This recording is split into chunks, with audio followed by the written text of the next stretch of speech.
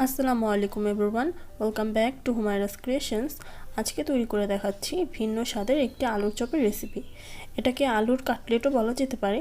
বানানো খুবই ইজি, কিন্তু খেতে অনেক বেশি মজাদার। তো এই আলুর চপটি বানানোর জন্য আমাদের লাগবে মিহি করে মথে নেওয়া কিছু আলু। মোটামুটি 5-6টার মতো আলু সিদ্ধ করে নিয়েছি। এভাবে গ্রেটার দিয়ে সিদ্ধ আলুগুলোকে গ্রেট করে নিলে আলুগুলো অনেক বেশি মসৃণ করে মথে নেওয়া যায়। আমার কাছে এভাবে করে বেশি সহজ মনে হয়। আপনারা চাইলে পটেটো স্ম্যাশার অথবা হাত দিয়েও মথে নিতে পারেন। এখন এইসবের সাথে অ্যাড করছি হাফ কাপের মতো পেঁয়াজ বেরেস্তা, 2-3টা কাঁচামরিচ কুচি করে কেটে নিয়েছি। দিয়ে দিচ্ছি 1/4 কাপের মতো ধনিয়া পাতা কুচি, আর দিচ্ছি ম্যাগি স্বাদে ম্যাজিকের মশলাটা, স্বাদমতো লবণ। এখন সব কিছু খুব ভালো করে মথে নিব।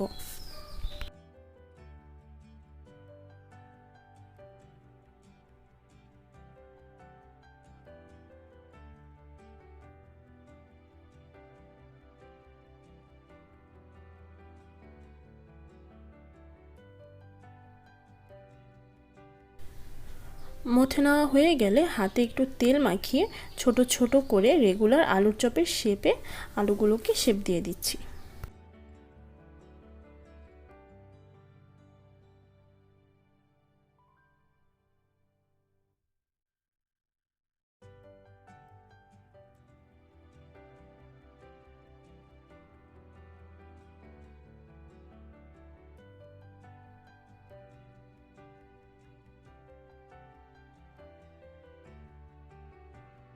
এখন নিয়ে নিলাম কিছু টোস্ট বিস্কিটের গুঁড়া।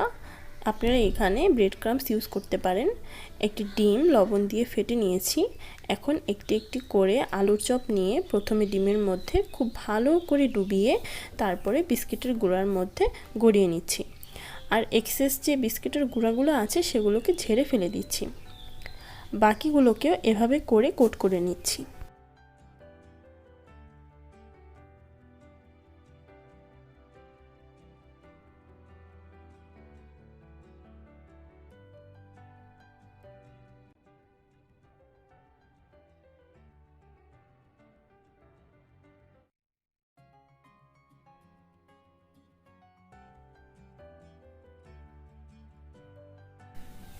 এখন চলে যাচ্ছি ভাজতে। একটি কড়াইয়ে পর্যাপ্ত পরিমাণে তেল নিয়ে তেল গরম করে চেক করে নিলাম। এখন সাবধানে চপগুলো দিয়ে দিচ্ছি।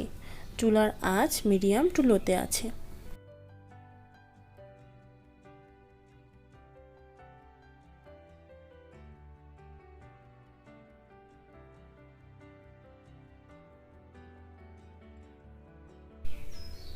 এক পাশ হয়ে গেলে উল্টে দিচ্ছি।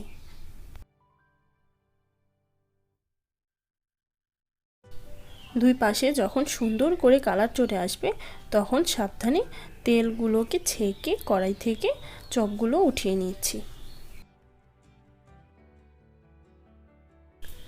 তো তৈরি হয়ে গেল মজাদার আলুর চপ অথবা আলুর কাটলেট। আশা করছি আজকের ভিডিওটি আপনাদের ভালো লেগেছে। ভিডিও ভালো লাগলে অবশ্যই আমার চ্যানেলটি সাবস্ক্রাইব করবেন ও পাশে থাকা বেল বাটনটি প্রেস করে দিবেন। সবাই ভালো থাকবেন, সুস্থ থাকবেন। সবাইকে রমজান মোবারক।